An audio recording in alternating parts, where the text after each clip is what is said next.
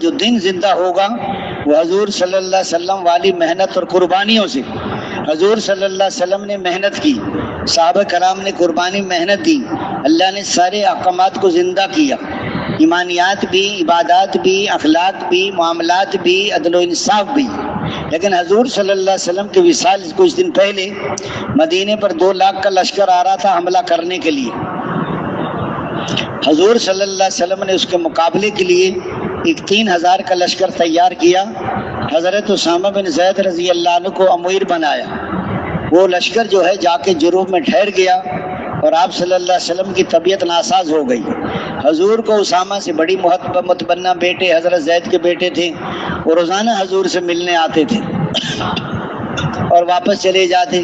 پھر آپ صلی اللہ علیہ وسلم کی طبیعت اچھی ہو گئی، وہ لشکر روانہ ہو گیا. اس کے بعد آپ صلی اللہ علیہ وسلم سوموار کے دن زوال کے قریب حضور کی طبیعت ناساز ہوئی اور آپ صلی اللہ علیہ وسلم کا وصال ہو گیا. اس سے بڑا صدمہ صحابہ پر کبھی نہیں. اتنی محبت تھی حضور سے کہ وضو کا پانی نیچے گرنے نہیں دیتے تھے، لعاب دہن کو اپنے ہاتھوں پر ملتے تھے.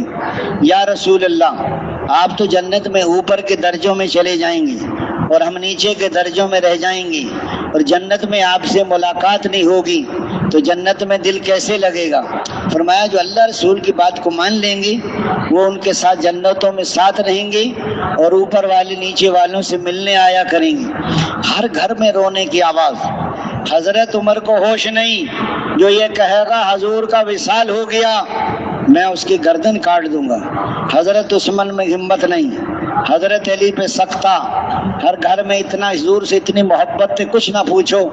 اللہ کی شان. حضرت ابو بکر صدیق رضی اللہ عنہ تشریف لائی اور آپ صلی اللہ علیہ وسلم کی پیشانی مبارک کا بوسہ لیا اور سب کو مسجد میں جمع کیا کہ حضور صلی اللہ علیہ وسلم نیرے رسول ہی تو تھے، خدا تو نہیں کہ جن کو موت نہ آئے، اور جو واپس پھر جائے گا وہ اپنا نقصان کرے گا. سارے مسائل حضرت ابو بکر کو معلوم تھے کہ روزہ مبارک کہاں ہوگا اور جنازے کی کیا صورت ہوگی. ایسے موقع پر حضرت ابو بکر نے امت کو سنبھالا ہے. حضرت ابو بکر صدیق رضی ادھر سے مسلمان قذاب نے نبوت کا دعویٰ کر دیا، ادھر شجاع نامی عورت نے نبوت کا دعویٰ کر دیا، ادھر سے بہت سارے لوگ ایسے تھے جو مرتد ہو گئے، بعض لوگ ایسے تھے جنہوں نے زکوٰۃ کا انکار کر دیا. چاروں طرف سے مسائل ایسے آ گئے. اس لیے فرمایا مسلمانوں کی حالت ایسی ہو گئی تھی جیسے بارش میں بھیگ کر بکریاں کونے میں جمع ہو جاتی ہیں. چاروں طرف سے حالات خراب ہو گئے. حضرت ابو بکر صدیق رضی اللہ عنہ یہ فرما رہے ہیں کہ اسامہ کے لشکر کو روانہ کرو. ساتھ کے امیر المومنین مدینے پہ خطرہ ہیں، یہاں مستورات ہیں، ام المومنین ہیں، ان کا مسئلہ ہے. حضرت ابو بکر صدیق رضی اللہ عنہ فرما رہے ہیں ہم شہید ہو جائیں، ام المومنین بھی شہید ہو جائیں، دفن کرنے والا کو انسان باقی نہ رہے، اس کو تو برداشت کر سکتے ہیں، لیکن دین میں کمی آ جائے اس کو ابو بکر برداشت. جو اونٹ کے ساتھ رسی دیتا تھا، جو رسی نہیں دے گا ہم اس سے بھی لڑائی کریں گے. ایسے موقع پر امت کو سنبھالا ہے. حضرت ابو بکر صدیق رضی اللہ عنہ نے حضرت اسامہ کے لشکر کو روانہ کر رہے ہیں، خود پیدل چل رہے ہیں، اسامہ رضی اللہ سواری پہ سوار ہیں. حضرت اسامہ نے عرض کیا امیر المومنین یا تو اب سواری پہ سوار ہو جائیں. حضرت عبد الرحمن بن عوف ان کی سواری کو ساتھ لے کے چل رہے تھے. حضرت ابو بکر نے فرمایا نہ میں اوپر سوار ہوں گا نہ آپ نیچے اتریں گے، میں چاہتا ہوں کہ میرے پاؤں بھی اللہ کے راستے میں غبار آلود ہو جائیں. یہ فرمایا جب غازی اللہ کے راستے میں چلتا ہے ہر قدم پر 700 نیکیاں ملتی ہیں، 700 گناہ معاف ہو، 700 درجے بلند. حضرت اسامہ لشکر کو لے کر چلے. حضرت عمر آئے، یہ ابو بکر اسامہ کے بجائے کسی اور کو امیر بنائیں. حضرت ابو بکر نے حضرت عمر کے سینے پر مکہ مارا. اے عمر، زمانہ جہالیت میں بہادر تھے، آج بزدل ہو گئے.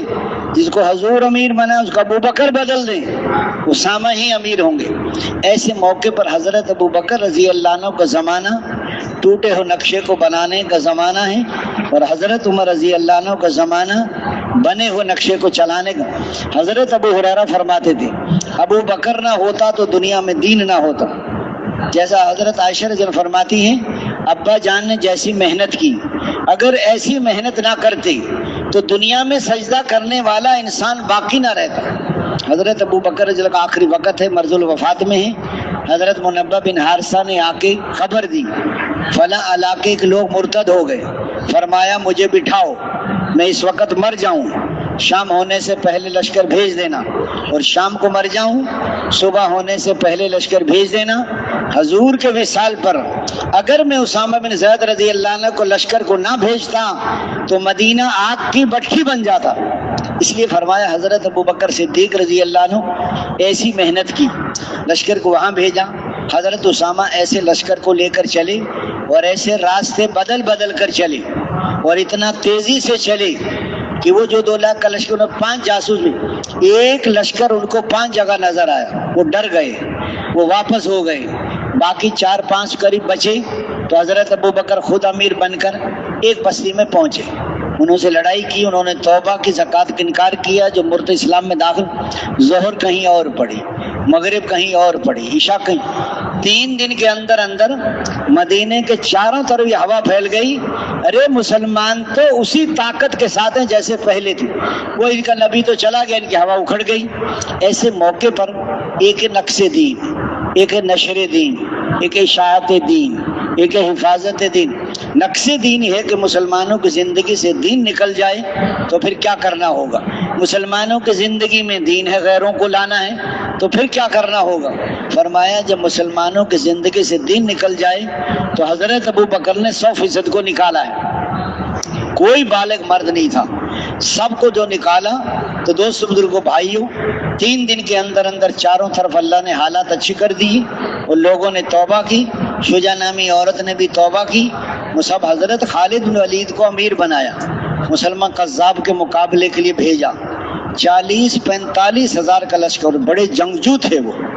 اللہ کی شان، سخت گھمسان کی لڑائی ہوئی لیکن شکست نہیں ہوئی۔ پھر حضرت خالد نے الگ الگ قبیلوں کو ترغیب دی، انصار کہنے لگے ہمیں 450 قریب ہمیں الگ کر دو، پھر سخت گھمسان کی لڑائی ہوئی، پھر وہ لوگ قلعے میں بند ہو گئے، اندر داخل ہونے کا راستہ نہیں تھا۔ حضرت برا بن مالک نے کہا ایک آدمی کو قلعے کی دیوار کے اوپر سے پھینکو۔ کس کو پھینکیں کہ مجھے پھینکو، کیسے پھینکیں؟ بڑے قد کا اونٹ لاؤ، اس پہ ایک آدمی کو بٹھاؤ، اس پہ ڈھال رکھو، اس پہ میں بیٹھوں گا، قلعے کی دیوار پہ چڑھوں گا اور اپنے کو گراؤں گا دروازہ کو۔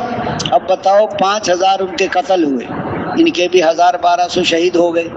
آج بتائیے کہ ایک آدمی اکیلے نے چھلانگ لگائی، وہ بیان کرتے ہیں جب میں نے چھلانگ لگائی ایک وقت ڈھال بھی ہے، تلوار بھی ہے، زرہ بھی ہے، اتنے بندوں، کہتے ایک وقت میں 40 تلواریں پڑی میرے، لڑتے لڑتے دروازہ کھول دیا اور 10 بندوں کو قتل کر دیا۔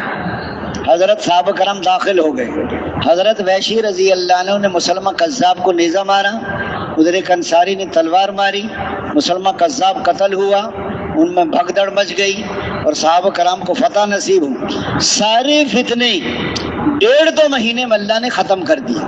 آج یہ سال 7 مہینے، چلے 4 مہینے، یہ تو سمندر کا کنارہ ہے، ابھی منزل بہت باقی، ہمارے سامنے ابھی منزل ہی نہیں ہے۔ حکیم اکرم صاحب کا یہاں سے مکمل بیان سماعت فرمائیں۔ بڑی قریب ذات ہیں اور اللہ تعالیٰ اپنے بندوں پر بڑے ہی مہربان ہیں۔ اللہ پاک نے اپنے بندوں کو کامیاب کرنے کے لیے اپنا دین عطا فرمایا ہے، اپنے احکامات نازل فرمائے ہیں، نبی کریم صلی اللہ علیہ وسلم کے طریقے عطا فرمائے ہیں۔ کامیابی کا ذریعہ اللہ تعالیٰ کا مبارک دین ہے اور دین کے زندہ ہونے کا ذریعہ نبی کریم صلی اللہ علیہ وسلم والی مبارک محنت ہے۔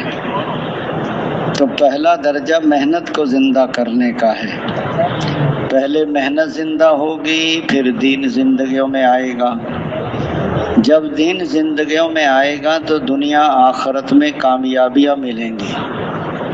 دین کے بغیر تو کامیابی نہیں ملتی اور دین بغیر محنت کے نہیں آتا۔ دین ہے تو سب کچھ ہے اور دین نہیں تو کچھ بھی نہیں۔ ساری دنیا کا مالک بن کر بھی ناکام ہو جائے گا آدمی۔ یہ دنیا کی جتنی شکلیں ہیں، تجارت ہے، زراعت ہے، ملازمت ہے، محنت مزدوری ہے، اس سے مال کمانا مقصود نہیں ہے۔ ان کے اندر احکامات ہیں اور نبی کریم صلی اللہ علیہ وسلم کے طریقے ہیں.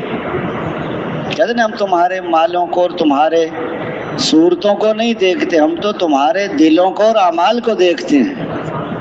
تجارت کی شکل ایک تاجر کا عمل ہے. اللہ تجارت کی شکل کو نہیں دیکھیں گے، بڑی تجارت ہے. اگر یہ تجارت ہے اور نبی کے طریقے پر ہے، یہ تجارت اس کو کامیاب کرے گی.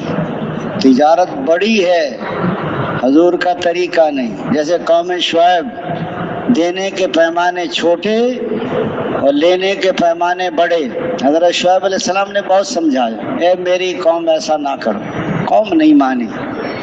اللہ تعالیٰ نے آگ برسائی اس قوم پر. قیامت تک کے تاجروں کو بتا دیا کہ تجارت کو سامنے رکھ کے چلو گے اور اللہ کے حکم کو نہیں دیکھو گے تو قوم شعیب کی طرح ناکام ہو جاؤ. یہ دھوکہ لگ جاتا ہے. محنت کرو، مال کماؤ، چیزیں جمع کرو. زندگی اللہ بناتے ہیں اور حضور صلی اللہ علیہ وسلم والے عملوں سے زندگی. کامیابی نظر آتی ہے شکلوں میں اور کامیابی ہے عملوں میں. نظر آتی ہے باہر اور کامیابی ہے انسان کے اندر. نظر آتی ہے دور اور کامیابی ہے قریب. اندر کا یقین صحیح ہو جائے، بدن سے نکلنے والے اعمال صحیح ہو جائیں، اندر میں یقین اللہ تعالیٰ کی ذات کا آ جائے اور باہر میں طریقہ حضور صلی اللہ علیہ وسلم کا آ جائے تو کامیاب ہو جائے گا. اللہ تعالیٰ نے کامیاب کرنے کے لیے باہر کی چیزوں کا محتاج نہیں بنایا. سب کو ایمان سیکھ، ایک ہی دل سب کے پاس ہے. امیر کا بھی ایک ہی دل ہے، غریب کا بھی ایک ہی دل ہے. سب کی دو آنکھیں، دو کان. یہ جو دنیا کی چیزیں ہیں، شکلیں ہیں، شکلوں سے عمل نہیں بنتے. عمل آدمی کے اندر سے نکلتا ہے. آپ نے دیکھا کبھی کسی کی دکان جھوٹ بول رہی تھی یا کم تول رہی تھی؟ گارے مٹی کی مردہ دکان کھولے نہیں تو کھل نہیں سکتی اور بند نہ کریں تو بند نہیں ہو سکتی. چور چوری کرے تو شور نہیں مچا سکتی. لیکن محنت کرتے کرتے یقین آ جاتا ہے. گارے مٹی کی مردہ دکان. یہ ساری دنیا کے مال کو جمع کر لو اور یہ کتا ٹانگ اٹھا کر پیشاب کر دے، یہ کتے کی ٹانگ نہیں پکڑ سکتا. لیکن پیسہ آ جائے نا، چال بدل جاتی ہے. پیسہ ختم ہو جائے تو پھر اللہ ہی اللہ کرے. اللہ اب تو ہی تو ہے. نہ جائے گا کنٹین، نہ بازار، مسجد اور مطبخ. پیسے نہیں تھے پریشان تھا، پیسے مل گئے تو اطمینان ہو گیا. اس کا پیسوں پر یقین ہے. دوائی نہیں تھی پریشان تھا، بیمار تھا، دوائی میری اطمینان ہو گئی. سبب سے اطمینان ہوا، عمل سے اطمینان نہیں ہوا. اس لیے فرمایا انبیاء کرام جو محنت کرتے ہیں وہ انسانوں کے دلوں پر محنت کرتے ہیں اور لوگوں کو سمجھاتے ہیں کہ لوگوں جہاں سے تمہیں ہونا نظر آتا ہے وہاں سے ہونا تعلق ہی نہیں رکھتا. جہاں سے دیکھو ہونا، وہاں سے دیکھو نہ ہونا، اور جہاں سے دیکھو نہ ہونا وہاں سے دیکھو ہونا. پانی میں چاند نظر آتا ہے، پانی میں چاند نہیں ہے. محنت میں مال نظر آتا ہے، مال میں چیزیں نظر آتی ہیں، چیزوں سے زندگی کا بنانا نظر آتا ہے. یہ دوستو بزرگوں بھائی، اس کے اندر اللہ کا حکم ارادہ ہے جو نظر نہیں آتا. ایک مشاہدے کی نظر ہے اور ایک غیب کی خبر ہے. مشاہدے کی نظر کا یقین دلوں سے نکل جائے اور غیب کی خبر کا یقین دلوں میں آ جائے. یہ جو محنت ہے یقینوں کے بدلنے کی محنت کیا ہے؟ دعوت ہے، تعلیم و تعلم ہے، ذکر و عبادت ہے، حضور صلی اللہ علیہ وسلم والے اخلاق ہیں، ہجرت ہے، نصرت ہے، مشورہ ہے. مکے والوں نے ہجرت کی اور مدینے والوں نے کیا نصرت کی؟ آدھی زمینیں مہاجرین کو دے دی. ہم تو اپنی بیٹی کو زمین نہیں دیتے، بہنوں کو محروم کر دیتے ہیں، پھوپھی کو نہیں دیتے، پھر خاندانوں میں لڑائیاں ہوتی ہیں زمینوں پر. اور مدینے والوں نے آدھی زمینیں مہاجرین کو دے دی اور ان کے کھجوروں پر پورے عرب کی مہمانی ہوئی ہے. ان کے گھروں میں حضور صلی اللہ علیہ وسلم کی گھر والی آ کے ٹھہری ہیں. آپ صلی اللہ علیہ وسلم نے فرمایا ہجرت نہ ہوتی تو میں انصاری ہوتا. انصار میرے اندر کا لباس ہیں، دوسرے میرے باہر کا لباس ہیں. اور میرا مرنا جینا انصار کے ساتھ ہے. ایک وادی میں انصار چلیں اور ایک وادی میں دوسرے لوگ چلیں تو میں انصار کی وادی میں چلوں گا. یہ انصار لوگ بھیڑ بکریاں لے کر جائیں اور تم اللہ کے رسول کو لے کر جاؤ. یہ اللہ انصار کی مغفرت فرما، ان کے بیٹوں کی مغفرت فرما، ان کے بیٹوں کے بیٹوں کی مغفرت فرما، ان کے غلاموں کی مغفرت فرما، ان کے پڑوسیوں کی مغفرت فرما اور ان کی بیویوں کی مغفرت فرمایا. جن لوگوں نے ہجرت کی اور جن لوگوں نے ان کی نصرت کی، ان کو ٹھکانہ دیا، فرمایا وہ پکے ایمان والے ہیں، ان کے لیے عزت کی روزی ہے اور ان کے لیے مغفرت ہے. اس لیے فرمایا حضور صلی اللہ علیہ وسلم اگر زندگی ہے تو آخرت کی ہے، اور اللہ تعالیٰ نے ہجرت اور نصرت کرنے والوں کی مغفرت فرما دی. صحابہ کرام کہ یا رسول اللہ ہم نے آپ کے ہاتھ میں بیعت کی ہے، جب تک زندہ رہیں گے دین کے لیے محنت کوشش اور جہاد کرتے ہی رہیں گے. آپ صلی اللہ علیہ وسلم والی محنت میں آپ صلی اللہ علیہ وسلم والی فکر بھی ہو، درد و غم بھی ہو. حضور صلی اللہ علیہ وسلم اپنی امت کے بارے میں اس قدر غمگین رہتے تھے کہ اللہ تعالیٰ کو تسلی دینی پڑی ہے میرے حبیب کہ اپنے آپ کو ختم کر دیں گے اگر یہ لوگ ایمان نہیں لائیں گے. اس درجے کا درد و غم ہے کہ اللہ تعالیٰ کو دیکھ کے ترس آ رہا ہے. دائی ہو اور بے فکر ہو، یہ دائی کی موت ہے. کہ تبلیغ میں تو بہت لوگ لگے ہیں کہ تبلیغ تو کسی کسی کو لگی ہے. پہلے آدمی تبلیغ میں لگتا ہے، پھر تبلیغ اس کو لگتی ہے، پھر لوگوں کو لگاتا ہے کہ بنا ہوا بناتا ہے، جو صالح ہوگا وہ مسلح بنتا ہے. اپنا بننے میں سب کا بننا ہے. 6 نمبر کے بغیر دائی کی اپنی زندگی دین نہیں بنتی، اور دین ان سے پھیلتا ہے جن کی اپنی زندگی میں دین ہو. بے دینوں سے دین نہیں. ایک 6 نمبر کا بیان سیکھ لینا یہ بھی اچھی بات ہے. ایک 6 نمبر کی حقیقت کا آ جانا، تو حقیقت حاصل کرنے کے لیے بڑی محنت کرنی پڑتی ہے. ہر صحابی کی تڑپ تھی کہ کوئی بندہ جہنم میں نہ جائے. حضرت مولانا محمد الیاس رحمۃ اللہ علیہ کو اس قدر غم تھا کہ فکر کی وجہ سے ان کو نیند نہیں آتی تھی. گھر والی کہتی حضرت آپ کو نیند نہیں آتی، کیا بات ہے؟ فرماتے تھے اگر آپ کو بھی یہ غم لگ جائے تو ایک کی بجائے 2 ہو جائیں. فرماتے تھے کسی کی شب سوتے کٹے ہے اور کسی کی شب روتے کٹے ہے. یا الہی ہماری کیسی شب ہے، نہ سوتے کٹے ہے نہ روتے رات گزرتی ہے نہ سوتے رات. اتنی بے چینی بے قراتی اور درد و غم تھا. راتوں کو روتے تھے اور دن کو لوگوں کے بھی. آج دیکھو ہم جماعتوں میں کتنا سو رہے ہیں. آج کل تو ہمارے کیلولے ہی ختم نہیں ہوتے. جب کرنے کے زمانے میں محنت نہیں کی تو واپس جا کر کام کرنا مشکل ہو جائے. یہ زمانہ تربیت کا ہے. اس میں دوست بزرگ یہ تو 4 مہینے ایسے ہیں جیسے آپ کو 4 گھنٹے کے لیے خزانے میں داخل کر دیا. اس میں سونا اور چاندی اور ہیرے جواہرات. آپ کو کہا بھائی جتنا نکالنا نکال لو، اور آپ نے دیکھا وہاں پلنگ پڑا ہوا تھا، سرانہ بھی رکھا ہوا. آپ نے سوچا ذرا کمر سیدھی کر لوں. کمر سیدھی کی، آنکھ لگ گئی. 4 گھنٹے کے بعد چوکیدار نے ٹھوکر ماری کہ باہر نکلو، وقت ختم ہو گیا. آپ آج بتاؤ یہ آدمی کتنا پچھتائے گا، وہ میں نے کیا کیا. اس سے زیادہ اگر 4 مہینے صحیح نہ لگے تو یہ اس سے زیادہ یہ پچھتائے گا مرنے کے بعد. ابھی نہیں پتہ چلے گا آپ، کیونکہ یہ کوئی مدرسہ نہیں ہے جو آپ پہ سختی کریں گے. یہ تو تبلیغ ہے، یہاں تو ترغیب ہے. حضور صلی اللہ علیہ وسلم والی محنت میں دعوت ہے. یا دعوت دے رہے ہیں یا سن رہے ہیں یا سیکھ رہے ہیں یا سکھا رہے ہیں یا ذکر یا عبادت یا خدمت، اس کے علاوہ میں لگنا یہ لایانی ہے. حضور پاک صلی اللہ علیہ وسلم صبح نکلتے، دعوت دیتے دیتے دوپہر ہو جاتی. کوئی دھکے دے رہا ہے، کوئی برا بھلا کہہ رہا ہے، کوئی کانٹے بچھا رہا ہے، کوئی گلا پکڑ رہا ہے، کوئی اوجھڑی ڈال رہا ہے.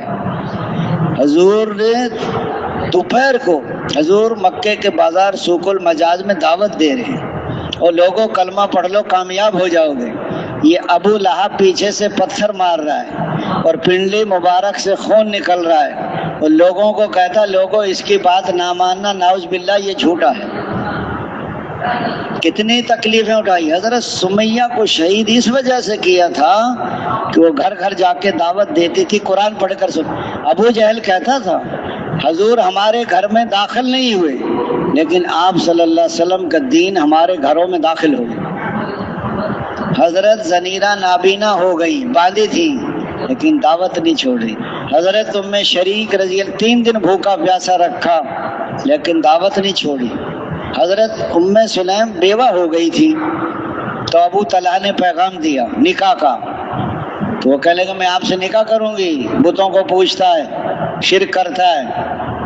اس نے کہا تو کسی مالدار سے نکاح کرے گی. اس نے کہا تو اسلام لے آ, تیرا اسلام لانا ہی میرا حق مہر ہے. وہ مسلمان ہو گئے. بیٹے سے کہا پہلے خام سے بیٹا حضرت انس رضی اللہ عنہ سے کہ میرا نکاح کر دو, ان سے مہر نہیں لینا, کہ ان کا اسلام لانا ہی مہر ہے. شیطان کو جو تکلیف ہوتی ہے وہ دعوت سے ہوتی ہے. اذان ہوتی ہے, شیطان اتنا بھاگتا ہے اس کی ہوا بھی خارج. پہلے تبلیغ میں نکلنے نہیں دیتا, بہت رکاوٹیں آتی ہیں, کہیں بیوی ناراض, کہیں یہ مسائل وہ مسائل. شیطان سب کے کان میں پھونک مار دیتا ہے, اس کو جانے نہیں دینا. ہم ایک گاؤں میں تھے تو ہم نے ایک بندے میواتی کو سال کے لیے تیار کیا. جب وہ گھر گیا نا تو بیوی کہنے کہ تو سال میں جائے گا نا, میں تو مر جاؤں گی اور میں تو میکے چلی جاؤں گی. وہ بھی مضبوط بندہ تھا. اس نے کہا تو انہیں کل مرنا ہے نا تو آج ہی مر جاؤ. اس نے کہا اور کل جانے کے بجائے آج چلی جا, میں تو اب بھی جاؤں گا. تھوڑی دور گئی 1-2 ایکڑ, پھر ڈھیلی ہو کے واپس آ گئی. اس نے کہا کیسے آ گئی؟ اس نے کہا آپ تو اللہ کے راستے میں جائیں گے اور میں گھر چھوڑ کے کہاں. اس نے کہا تو گھر میں تیری ساری چیزوں کی ہے, 30 جانور تو دودھ دیتے ہیں.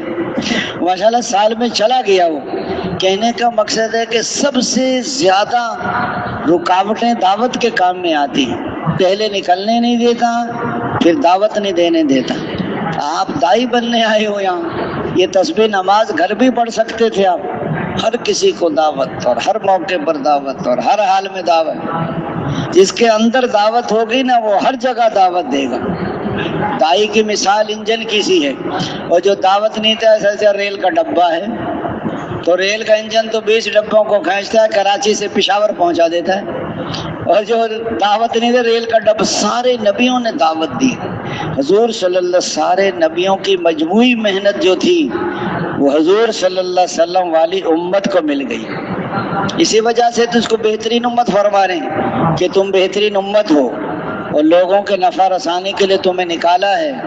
تم اچھائی کا حکم کرتے ہو اور برائی سے منع کرتے ہو.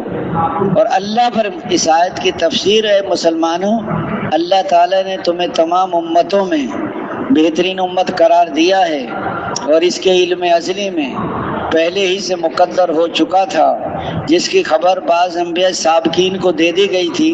جس طرح حضرت محمد صلی اللہ علیہ وسلم سارے نبیوں سے افضل ہوں گے, آپ صلی اللہ علیہ وسلم کی امت بھی جملہ امم و اقوام سے سبقت لے جائے گی. اس لیے ہوگا کہ ان کو اکرم و اشرف پیغمبر نصیب ہوگا, ادم و اکمل شریعت ملے گی, علوم و معرف کے دروازے ان پر کھول دیے جائیں گے.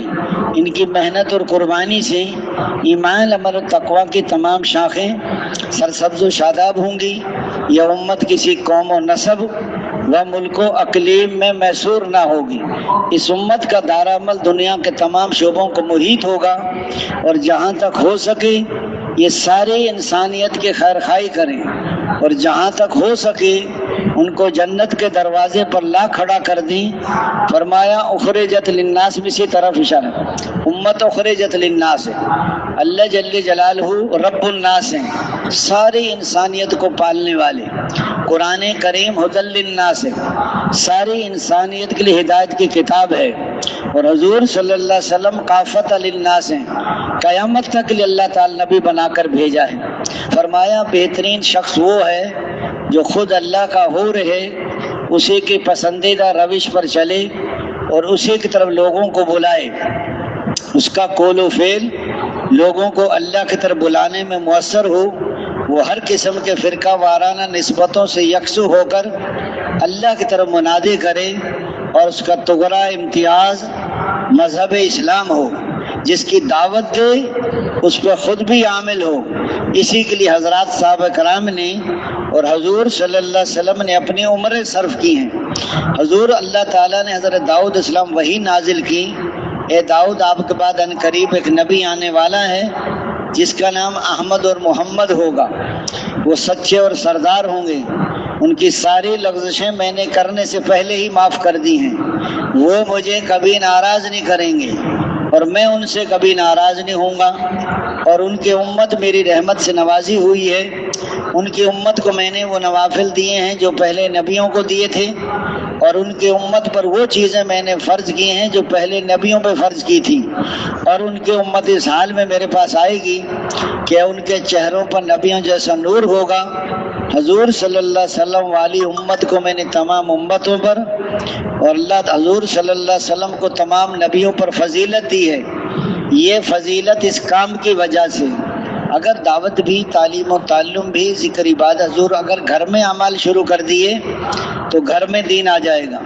یہ اعمال اگر محلے کے مسجد میں شروع ہو گئے تو محلے میں دین آ جائے گا، بیرون گشت کریں گے تو پورے شہر میں دین آئے گا، اور سہروزے لگائیں گے تو بستیوں میں دین آ جائے گا، چلے 4 مہینے سے پورے ملک میں دین آئے گا، اور سال 7 مہینے سے ساری دنیا میں دین آئے گا۔ ساری تشکیلوں پر جانا ضروری، گو باز کہتے ہیں اصل مقامی کام ہے، سب مقامی کام کریں تو ساری دنیا کا کیا ہو، ساری دنیا تو جہنم میں چلی جائے گی۔ حضور قیامت تک کے لیے نبی ہیں اور پورا عالم ہے اور قیامت تک کا زمانہ ہے۔ فرمایا باہر ملکوں میں کام کرنا آسان ہے بنسبت اپنے ملک کی، اور اپنے ملک میں آسان ہے بنسبت اپنے شہر کی، اور اپنے شہر میں آسان ہے بنسبت اپنے محلہ کی، اور اپنے محلے میں آسان ہے بنسبت اپنے گھر کی، اور اپنے گھر میں آسان ہے بنسبت اپنی ذات سے۔ اگر میں دین پہ چلنا چاہتا ہوں تو مجھے اپنے گھر میں ماحول بنانا پڑے گا۔ گھر والے دین پہ جب چلیں گے جب محلے میں دین ہو، محلہ جب چلے گا جب پورے شہر میں دین ہو، پورا شہر جب چلے گا جب پورے ملک میں دین ہو، اور پورا ملک جب چلے گا جب ساری دنیا۔ یہ ماحول ہے، یہ اعمال ہے، یہ محنت کے اعمال۔ جو ان میں زیادہ لگتا ہے وہ زیادہ بنتا ہے، جو کم لگتا ہے۔ جماعت ریل میں چڑھی، جیسے چڑھی نا، 2 میاں بیوی بیٹھے تھے، کوئی دنیا کی لائن سے پڑھے لکھے سے لگتے تھے۔ ایک وہ کہنے لگا بابا جی تم جو بستر اٹھائے پھرتے ہو تم گھر بیٹھ کے اللہ اللہ نہیں کر سکتے؟ وہ کہنے کا بیٹا آپ کیا کرتے ہیں؟ اس نے کہا میں پروفیسر ہوں، کالج پڑھاتا ہوں۔ اور تیری بیوی یہ بیٹھی ہے یہ کیا کرتی ہے؟ اس نے کہا یہ سکول پڑھاتی ہے۔ بابا جی کہنے کا مجھے یہ بتائیں آپ کے بچے گھر پڑھتے ہیں یا سکول جاتے ہیں؟ بابا جی نے نقد ہی پھنسا دیا پروفیسر کو۔ اب بولے تو مرے نہ بولے، بابا جی سکول جاتے۔ آپ کہہ رہے میں پروفیسر ہوں، بیوی تیری سکول ماسٹر ہے، تم اپنے 4 بچوں کو نہیں پڑھا سکتے؟ گھر میں ہزاروں بچوں کو پڑھاتے ہو۔ بابا جی گھر میں پڑھنے کا ماحول نہیں ہوتا، گھر میں دین کا ماحول ہے۔ اس نے 1 منٹ میں تبلیغ فٹ کر دی پروفیسر کو۔ یہ ماحول ہے اور یہ اعمال ہے۔ بعض کہتے ہیں نا ہمارا میٹر چل رہا ہے، یہ جو میٹر چلاتے ہیں نا ان کا میٹر گھر جا کے بند ہو جاتا ہے، 7 لاکھ مل رہا ہے 49۔ بھائی زندگی بدلے گی تو مسئلہ حل ہوگا۔ یقین تبلیغ پہ کیوں نہیں جمتے؟ جہاں یقین ہوتا ہے وہاں جمتا ہے۔ عملوں کا یقین ہوگا تو عملوں پر جمے گا، اور شکلوں کا یقین ہوگا تو شکلوں پر جمے گا۔ صحیح یقین والا آدمی عملوں میں نظر آتا ہے، اور غلط یقین والا آدمی شکلوں میں نظر۔ آج بتاؤ کسی نے پوچھا استقامت کیسے ملے گی؟ تاجروں سے پوچھو ان کو استقامت کیسے ملی ہے، دفتر والوں سے پوچھو کہ دفتر پہ کیسے جم گئے، زمینداروں سے پوچھو زمینوں پر کیسے جم گئے۔ جہاں یقین ہوتا ہے وہاں جمتا ہے۔ یہ غلط یقین ہے تو آدمی جمتا ہے۔ حضرت جی فرماتے تھے جب تک اندر کا باطل نہ ٹوٹے تو باہر کا باطل کیسے ٹوٹے؟ جب حق والوں پہ غالب نہیں ہے تو باطل والوں پر غالب کیسے آئے؟ جب محنت اور قربانی ہوگی دین تو بعد میں چمکے گا، اور محنت کرنے والے پہلے چمک جائیں گے، اور جب محنت اور قربانی نہیں ہوگی تو دین بعد میں مٹے گا اور محنت نہ کرنے والے پہلے مٹ جائیں گے۔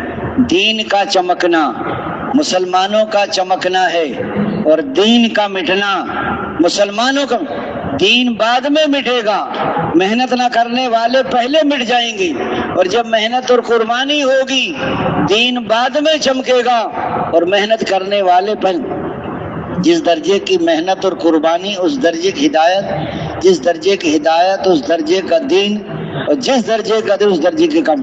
جب محنت کو چھوڑ دیتے ہیں تو یقین بگڑ جاتے ہیں اور عمل بگڑ جاتے ہیں اور اللہ ناراض ہو جاتے ہیں اور حالات خراب ہو جاتے ہیں، میاں بیوی میں نفرت ہو جاتی ہے، اولاد نافرمان ہو جاتے ہیں۔ باہر سے آیا، بیوی سے کہہ رہا چائے بنا دے، بیوی کہہ رہے سو جا، دودھ بلی پی گئی ہے، اس کے حصے کا دودھ بلی پی جاتی ہے، کوئی چائے بنانے کو تیار نہیں ہے۔ اللہ تعالیٰ تم زکوٰۃ کو روک لو گے، تم پر بارش بند کر دی جائے گی، تم ناپ تول میں کمی کرو گے، قحط مشقت اور ظالم بادشاہ مسلط ہو جائیں گے، تم وعدہ خلافی کرو گے، دوسری قومیں تم پر مسلط ہو جائیں گی جو تمہارے مال و متاع کو لوٹ لیں گے، تم اللہ کے قانون کے حکم جاری ہوں گے، خانہ جنگی شروع ہو جائے گی، گھر گھر میں لڑائی، اموات کی کثرت۔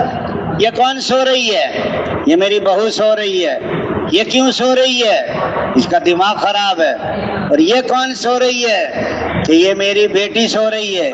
یہ کیوں سو رہی ہے؟ اس کی طبیعت خراب ہے۔ اپنی بیٹی کی تو طبیعت خراب ہے اور بہو کا دماغ خراب ہے۔ بہو بنی تو ساس اچھی نہ ملی اور ساس بنی تو بہو۔ بیٹیاں کہ امی نہیں، امی آپ تو بہوؤں کو بہت خیال رکھیں۔ میں نے تو بہو بنائے، میں نے تو بیٹیاں بنایا، میں بہوؤں کو بیٹیوں کی طرح رکھتی ہوں، وہ ماں کی طرح میری قدر کرتی ہیں۔ اس لیے عبدالوہاب صاحب فرمائے دلی والوں آپ تو اپنی بیویوں کا بہت کہنا ماند، حاجی صاحب کہنا کیسے نہ مانے۔ جب آتے ہیں نا دفتر سے دکانوں سے، دروازے پر استقبال کرائیے، آئیے تشریف لائیے، مرحبا، ٹھنڈا پئیں گے گرم پئیں، جوتے کے تسمے وہ کھولتی ہیں، پاؤں کی جرابیں وہ اتارتی ہیں، اور کبھی ہم سو رہے ہوں تو کوا بھی نہیں اڑاتی کہ نیند خراب ہو جائے گی، بچے کو رونے نہیں دیتی۔ یہ ساری تربیت تبلیغ کی برکت سے ہوئی۔ اور جب آدمی دین پہ خواہشات پہ چلے گا، وقتی طور پر خواہش پہ چلنے میں لذت ہے اور آگے زندگیوں کو توڑ دیتے، جیسے وہ مچھلی پکڑنے والا مچھلی پکڑنے کنڈی پہ گوشت لگا دیتا، پیچھے دھاگا باندھ کے دریا میں پھینک دیتا ہے، چھوٹی چھوٹی مچھلیاں اس کے پیچھے بھاگتی ہیں، بڑی مچھلی ان کو سمجھاتی ارے اس کے پاس نہ جاؤ، تمہیں اوپر گوشت نظر آ رہا ہے، گوشت کے اندر کانٹا ہے، کانٹے کے پیچھے دھاگا ہے، دھاگے کے پیچھے بندہ ہے، بندے کے پاس چھری کانٹا ہے اور مرچ مسالہ ہے اور تیل کڑھائی ہے۔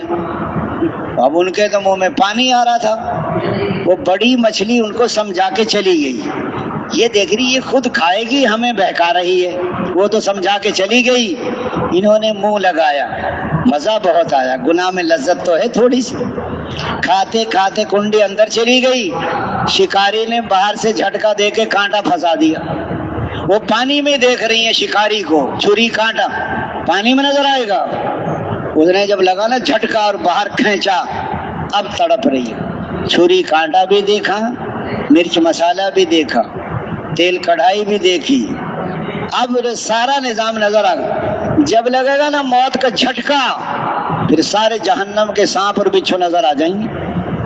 آج موقع ہے توبہ کا، اے ایمان والو موت سے پہلے پہلے موت کی تیاری کر لو، جب موت کا وقت آ جاتا ہے ہرگز مہلت نہیں ملتی۔ پھر کہتا میں خیرات کر دیتا، اور میں صدقہ دے دیتا، اور میں توبہ کر لیتا، اور میں زندگی بدل لیتا، او کاش کہ میں فلاں کو اپنا دوست نہ بناتا، اس نے مجھے برباد۔ تین جگہ ہیں مسلمان کی، یا مسجد میں رہو، یا اپنے گھر میں آرام کرو، کوئی کام کرو، یا اپنے دفتر میں جاؤ، یا کھیتوں میں جاؤ۔ یہ جو لوگ بیٹھا کتا ادھر ادھر ہوٹل پہ بیٹھتے ہیں نا، یہ تبلیغ کے کام کے نہیں رہتے۔ مسلمان کے تین جگہ ہیں بس، اس لیے فرمایا یہ حضور صلی اللہ علیہ وسلم جی فرماتے تھے پہلے لوگ سنتے نہیں، جو سنتے ہیں وہ سمجھتے نہیں، جو سمجھتے ہیں وہ کرتے نہیں، جو کرتے ہیں جو ہر حال میں کرے گا وہ جمے گا، اور جو ہر حال میں نہیں کرے گا وہ پتجھڑ کی طرح جب تبلیغ کو پیچھے کرتا ہے اور دنیا کے کاموں کو آگے کرتا ہے تو تبلیغ پیچھے نہیں ہوتی، وہ خود ہی پیچھے ہو جاتا۔ یہ تبلیغ میری وجہ سے نہیں چل رہی، تو یہ حضور صلی اللہ علیہ وسلم والی محنت کو نکلنے کے زمانے میں بدن کے تقاضے ٹکراتے، واپس جا کر بیوی بچے ٹکرائیں گے، دکان کھیت ٹکرائے گا۔ کرنے کے زمانے میں عملوں سے اتنا تعلق ہو جائے، ایسی نسبت ہو جائے کہ دعوت کے بغیر جی نہیں لگتا، اتنی اندر چلی جائے دعوت اور یقین بدل جائیں، اور اتنا عملوں سے تعلق اور نسبت حاصل ہو جائے تو دوست بزرگوں بھائی اس کے لیے بڑی محنت کی۔ جس کا صحیح وقت لگ جاتا ہے اس کا گھر جانے کو دل نہیں کرتا، اور جس کا صحیح وقت نہ لگے وہ دن گن گن کے پورے کرتا ہے۔ اس لیے فرمایا یہ نکلنے کا زمانہ تربیت کا زمانہ ہے۔ آج دوست بزرگوں بھائی اپنی زندگیوں کو بدل سکتے ہیں، اور حضور صلی اللہ علیہ وسلم والی محنت ہے۔ یہ ذمہ ایسا کام نہیں ہے کہ کبھی کرو کبھی نہ کرو، جیسے فقیر پیسے مانگتا ہے کبھی دیتے ہیں، کبھی کبھی کہ بابا معاف کرو، اور اگر گھر والی پیسے مانگے، گھر میں آٹا دال سبزی نہیں ہے تو گھر والی کو کہہ دیں کہ معاف کرو۔ آپ صبح کہہ دیں معاف کرو، پھر شام کو گھر میں داخل نہیں ہو سکتے آپ۔ بیوی بچوں کو خرچہ دینا ذمہ داری ہے، چاہے مزدوری کریں، چاہے ادھار سامان لے کر آئیں، چاہے آپ قرض لیں، یہاں معاف کرو نہیں چلے گا۔ اگر یہ کام نہیں کر سکتے پھر نکاح نہ کرو، مسجد کے کونے میں بیٹھے رہو، تسبیح پڑھتے رہو اور روزے رکھتے رہو۔ یہ حضور والی محنت ہے، ذمہ داری ہے۔ تو دوست بزرگوں بھائیو منمانی کرو گے تو ہمیشہ کی زندگیاں بگڑ جائیں، موت بھی اور قبر بھی اور حشر بھی۔ قیامت میں اعلان ہوگا فلاں من فلاں کا بیٹا ناکام ہو گیا، ایسے فرشتے پکڑیں گے، ناک میں زنجیر ڈال کر جکڑا جائے گا، الٹے منہ کھینچ کے جہنم میں۔ ایک جہنمی کو اتنی تکلیف ہوگی، دنیا بھر کے انسانوں کی تکلیفوں کو جمع کرو ایک جہنمی کی تکلیف بڑھ جائے گی، اور دنیا بھر کے انسانوں کے بھوک کو جمع کر لیں ایک جہنمی کی بھوک بڑھ جائے گی، اور دنیا بھر کے انسانوں کی ذلت کو جمع کرو ایک جہنمی کی ذلت بڑھ جائے گی۔ ابلتا ہوا خون اور پی جائے گا، اور کڑوا زہر زقوم کھا جائے گا، انتڑیاں باہر نکل آئیں۔ کھچر کے برابر بچھو، اتنا سا بچھو ڈس لینا ساری رات تڑپتا ہے بندہ۔ اونٹ کی گردن کے برابر موٹے سانپ، فرشتوں کی مار، آگ کا جلانا، فرشتوں کا مارنا، زنجیروں میں جکڑنا، سوچ بھی نہیں سکتا آدمی۔ آج دوستو موقع ہے، توبہ کر لو اور زندگی بدل لیں۔ آج دوستو اگر آپ محنت صحیح ہوگی، یقین صحیح ہوگا، عمل صحیح ہوں گے، اللہ راضی ہو جائیں گے، حالات اچھے ہو جائیں گے۔ اس لیے فرمایا جب آدمی دین میں تھوڑی سی مشقت ہے آدمی کو، لیکن دنیا میں اللہ تعالیٰ بے دین کو اور زیادہ ڈھیل دیتے ہیں۔ جیسے چوہا زیادہ نقصان کر دیتا ہے نا، تو چوہے کو پھانسنے کے لیے پنجرے میں اچھی اچھی چیزیں رکھتے ہیں۔ ایک دن ایک مقیم کہہ رہا تھا بھائی صاحب آپ کے پاس دیسی گھی ہے کہ ہاں جی ہے، کیا کرنا ہے کہ چوہے کے لیے رکھنا ہے، یعنی چوہے نے اتنے اچھے کام کیے ہیں کہ دیسی گھی کا انتظام ہو رہا ہے۔ اچھا وہ مونچھیں بھی ہلاتا ہے اور مسکراتا بھی ہے کہ بڑے کام بہت اچھے کیے ہیں نا اس نے، سارے گھر میں سوراخ کر دیے، سارے گھر کے کپڑے کتر دیے۔ مجھے جب اندر داخل ہوا دروازہ بند، سارے محلے کے بچے جمع ہو جائیں، چوہا پھنس گیا، آ جاؤ۔ بے دین آدمی کو دیکھو بڑی نعمتوں میں ہے، بڑی گاڑی بنگلہ، ایک بندہ سجدہ نہیں کرتا، یوں دیکھو جیسے چوہا چوری کھا رہا ہے۔ اللہ کی طرف سے ڈھیل ہے، اللہ تعالیٰ دوستوں پھر پکڑ آتی ہے، پھر توبہ کا موقع بھی نہیں ملتا بندے کو۔ آج موقع ہے، زندگی بدل لو، توبہ کر لو، یہ مرنے کے بعد کی ہمیشہ کی زندگی بن جائے گی۔ اللہ تعالیٰ دنیا بھی چین دیتے ہیں، اطمینان دیتے ہیں۔ بندہ نظر آتا ہے کار کو، ایک آدمی کہنے لگا کہ جی مجھے پریشانی ہے، کوئی تعویذ دے دو۔ اس نے کہا ایسے بندے کا کرتا لے آؤ جس کو کوئی پریشانی نہ ہو۔ وہ گیا ایک بندے کے پاس، بڑی کار کوٹھی بنگلہ، اس نے کہا کرتا دے دے جی، کرتا چاہیے۔ سنا آپ کو تو کوئی پریشانی نہیں ہے آپ کے پاس؟ اس نے اپنی جو پریشانیاں بتائیں نا، وہ تو کہا بھائی یہ تو ہم سے بھی زیادہ پریشان ہے۔ پھر کسی اور کے پاس گیا، کا بڑا کار کوٹھی بنگلہ، اس نے کہا جی کرتا چاہیے، کسی بزرگ نے کہا ہے۔ اس نے سنائی پریشانی، اس نے کہا بھائی یہ بھی کام کا نہیں ہے۔ اس نے کہا جی جس سے پوچھیں لگتا تو ایسا بڑا مزے میں ہے لیکن اندر میں تو پریشان ہے وہ۔ اس نے کہا اچھا فلاں بندے کے پاس جاؤ، وہ بیٹھا ہے مسجد میں، اس سے کرتا لے آؤ۔ وہ گئے، آپ سنائے، اس نے کہا جی بڑے چین میں ہیں، سارے دن اللہ ہی اللہ کرتے ہیں، کوئی غم نہیں ہے۔ اس نے کہا کرتا چاہیے، اس نے کہا میرے پاس تو کرتا ہے ہی نہیں، ایک چادر اوپر ہے ایک نیچے۔ اس نے وہ مزے کر رہا ہے، کرتا ہی نہیں ہے۔ یہ جو نظر آتا ہے نا دنیا میں آپ کو چیزیں، دین کے بغیر چین مل نہیں سکتا۔ اس ظاہر میں لگتا ہے زندگی بنی ہوئی ہے اور اندر میں بگڑی ہوئی ہے۔ اس لیے فرمایا جب دین پر دنیا بھی بنے گی، موت آئے گی تو 5 فرشتہ روح، ایک پاک جسم کی پاک روح، نکل اللہ کے حکم سے، اللہ تجھ سے راضی، زندگی گزارو رمضان کی طرح، تو موت آئے گی عید کے چاند کی طرح۔ 500 فرشتے، سب کے ہاتھوں میں گلدستے، ریشمی رومال، گھر والے رو رہے ہیں، مرنے والا خوشی کا منظر دیکھ رہے ہیں۔ چلو ایسی بیریوں کی طرف کہ جن میں کانٹا نہیں، چلو ایسے کیلوں کی طرف جو تو بتو لگے ہوئے ہیں۔ اس لیے فرمایا جب آدمی مر جاتا ہے قرآن اس کے سرانے آ کے